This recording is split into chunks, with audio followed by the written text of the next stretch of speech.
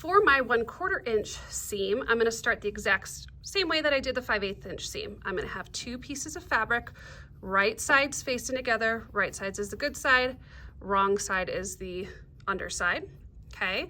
Having pins with the point of the pins facing the edge that I'm going to be sewing. Now this time, I am going to be lining up the edge of my fabric with the edge of my presser foot. Okay, I'm gonna put my needle down so it's at the very top edge of my fabric, okay? Threads pulled to the back of my machine, needle down first, oops, didn't quite do it far enough, needle down first, then presser foot down.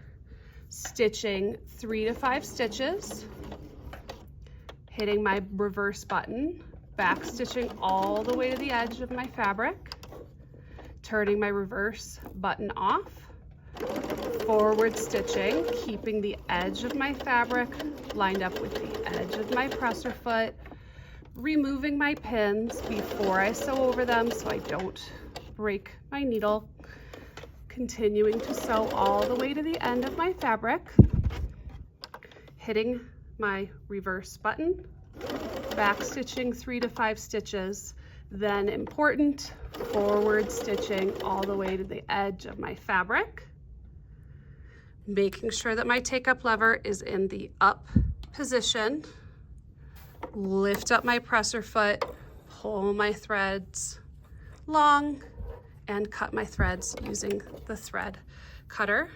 And there you have your 1/4 inch seam. My next step for my 1/4 inch seam is to press the seam open. Press, just another word for iron. I'm using cotton, so I'm gonna make sure that my iron is set to my cotton setting.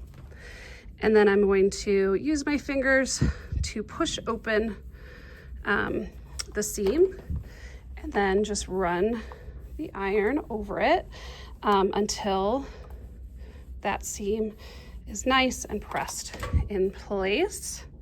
Okay, my last step is going to be to trim any loose threads. And then I'm going to staple that sample onto my sample packet with my seam facing open to make it easier for the teacher to grade.